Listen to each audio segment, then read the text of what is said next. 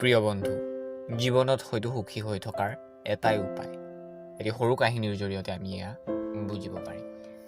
এজনী কাউৰী হঠাৎ এটা কপৌ দেখি কপৌটোৰ ওচৰলৈ গ'ল আৰু তাই কপৌটোক সুধিলে যে তুমি এই পৃথিৱীৰ আটাইতকৈ সুখী চৰাই, কাৰণ তোমাৰ গাৰ বৰণ ইমান ধুনীয়া। তেতিয়া কপৌৱে ক'লে যে মই সুখী, কিন্তু মোতকৈ বেছি সুখী হয়তো ভাটৌ, কাৰণ মোৰ এটাহে ৰং আছে, তাৰ মোতকৈ বেছি ৰং আছে। এইবাৰ কাউৰীজনী ভাটৌৰ ওচৰলৈ গ'ল আৰু ক'লে যে তুমি এই পৃথিৱীৰ আটাইতকৈ সুখী চৰাই। তেতিয়া ভাটৌৱে ক'লে যে মই সুখী, কিন্তু মোতকৈ বেছি সুখী হয়তো ময়ূৰ, কাৰণ মোৰ গাত দুটাহে ৰং আছে, ময়ূৰৰ বহু ৰং থাকে। এইবাৰ কাউৰীয়ে ময়ূৰক লগ পাবৰ বাবে গ'ল।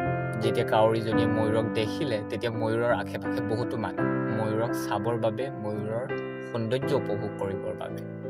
যেতিয়া মানুহবোৰ আঁতৰি গ'ল, তেতিয়া কাউৰীজনীয়ে ময়ূৰৰ ওচৰলৈ গ'ল আৰু ক'লে তুমি এই পৃথিৱীৰ আটাইতকৈ সুখী চৰাই, কাৰণ তোমাক চাবৰ বাবে মানুহ সদায় ৰৈ থাকে।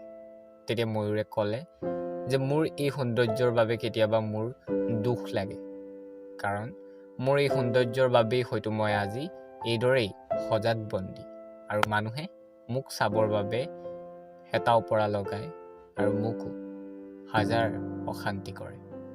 ময়ূৰে আৰু ক'লে মই থকা চিৰিয়াখানাত বহুতো চৰাই থাকে, কিন্তু ইয়াত কেতিয়াও কাউৰী নাথাকে। গতিকে মোৰ মতে এই পৃথিৱীৰ আটাইতকৈ সুখী চৰাই তুমি, কাৰণ তুমি কেতিয়াও বন্দী হৈ থাকিব নালাগে।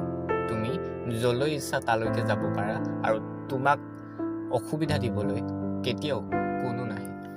প্ৰিয় বন্ধু, এয়াই সত্য, আৰু হয়তো এয়াই আমাৰ সমস্যাও।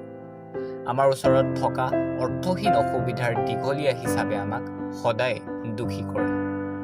ক'ৰবাত আমাৰ ওচৰত যি আছে তাক যেন আমি পাহৰি যাওঁ, আৰু এয়াই আমি জীৱনত দুখী হোৱাৰ মূল কাৰণ।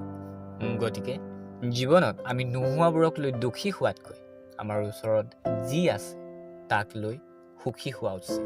আৰু এটা কথা মনত ৰখা উচিত যে আমাতকৈ বেছি থকা বা কম থকা সদায় কোনো নহয় কোনো থাকিবই। গতিকে সদায় দুখী হোৱাতকৈ এই মুহূৰ্তটো উদযাপনৰ বাবেহে চেষ্টা কৰা উচিত। এটি মুক্ত মনৰ সৈতে সেই ক্ষণবোৰলৈ শুভকামনাৰে